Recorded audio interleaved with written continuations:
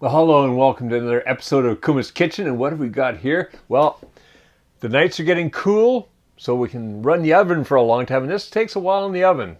You're going to be about an hour and a half in the oven with this, but it's all done in one pot. And this is my take on an Irish coddle. So an Irish coddle is basically a stew that you put in the oven. So you don't even have to keep an eye on it. That's great. You just put it in the oven, let it bake away while you go do other things.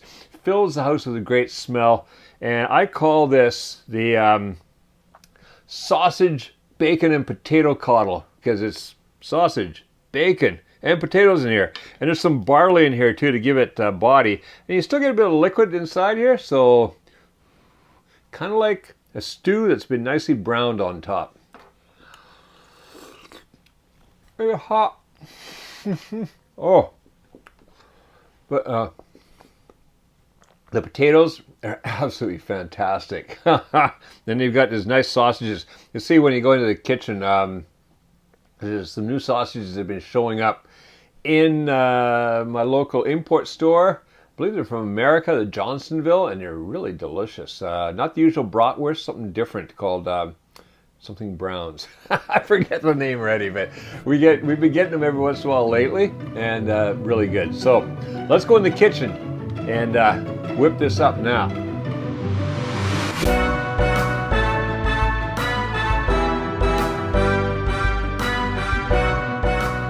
All right, so this is a really simple one-pot dish. We're going to use the big cast iron pot here, and it's just going to cook for a while here and then go in the oven. So really simple ingredients. What we got across the front, I've got 1 teaspoon of pepper, half a teaspoon of salt, 1 tablespoon of olive oil. Over here, this is a quarter cup of barley. That's going to kind of give some meatiness, some heft to the meal. Then over here, bacon block. This is 8 ounces or 230 grams of bacon block, and cut into about 1/4 inch by 1/4 inch or so, half inch some pieces. Doesn't have to be exact. Here, 1 onion chopped. Over here, this is 8 ounces or 230 grams. I think it's actually just a little over 8 ounces of these little sausages. And these are a new sausage I've been getting. It started showing up here. Johnsonville makes them. So I think they're made in the U.S. They start showing up in my Sage Wishy, and they're called grilled brown, and they're really delicious. So kind of a pork, I believe. Yeah, pork. There we go. Let's say it tastes kind of like pork, but hard to tell when they're like that. Okay, there we go.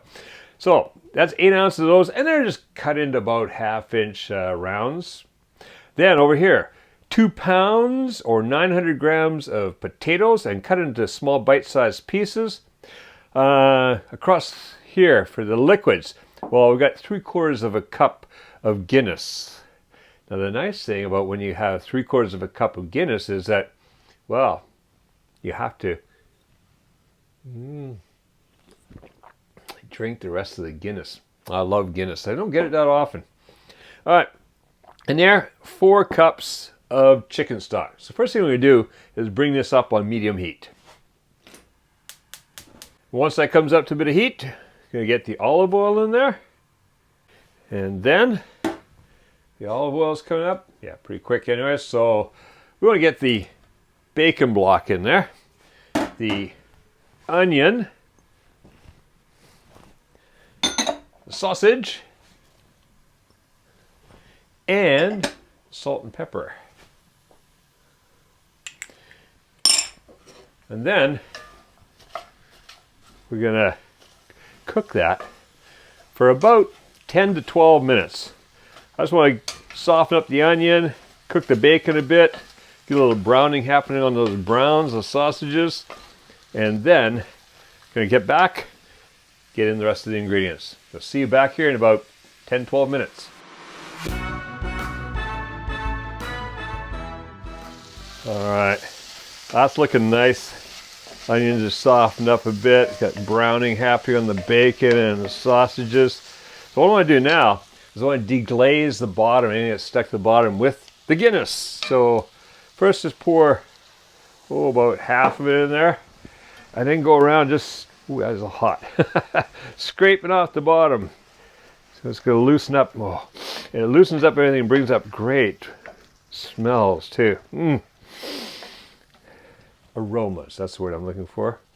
That sounds much nicer than smells, doesn't it? The English language. There are so many interesting words we can use, and sometimes we use the wrong ones. All right, so there we go. That's gotten everything off the bottom. And now, we'll get that barley in there. Mix that around a bit. And then, the potatoes. And got to do here now is really mix around, because I don't want just the potatoes sitting on top. I want everything combined together. So just spend a little bit of time getting that. Also, look at it, just getting the potatoes kind of coated with some of that goodness with the Guinness and all. Oh, get back in there. This really pushes the pot right to the limit, doesn't it? How many have I done like this, where you're just right to the limits? Okay, so I had someone ask me about, forget now who it was, just yesterday, so good. Memory going. Somebody asked, what do the Japanese think of Western cuisine, especially the amounts? And yeah, I mean, this is not one meal.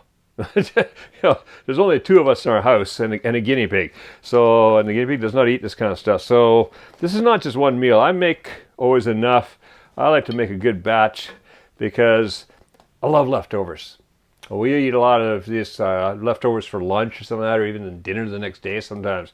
So it's not like this is for two people. I don't eat such huge amounts. I've actually been eaten under the table by many a Japanese eater. My wife can, for a small person, can pack away more food than I can. It's basically unbelievable at times. Yeah.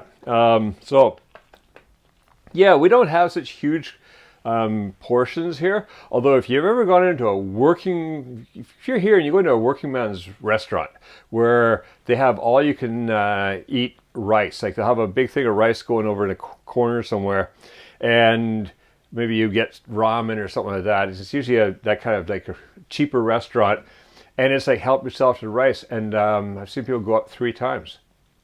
So just more rice, more rice, more rice. So yeah, the portions aren't huge compared to some Western dishes, but I've never seen anybody here say that's too much. All right, what I want to do now is I want to add in the chicken stock. And I may not get it all in there. Ooh, gonna be close. It's gonna cook down, of course, but yeah, that's gonna be fun to get to the oven. All right, so this is what's the great thing about this. Now I don't have to sit here and watch it cook now. It's gonna go in the oven over there. 350 degrees Fahrenheit, 180 degrees Celsius, 1.5 hours. It's just gonna bubble away.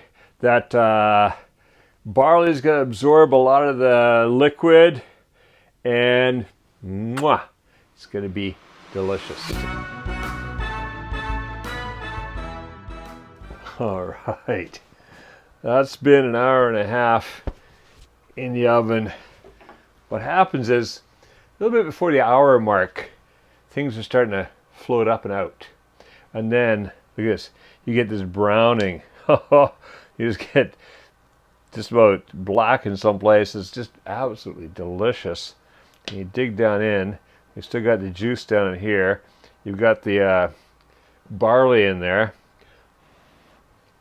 And that's hot. Do be careful. Let's see if we can have a little taste. A little bit of potato, delicious.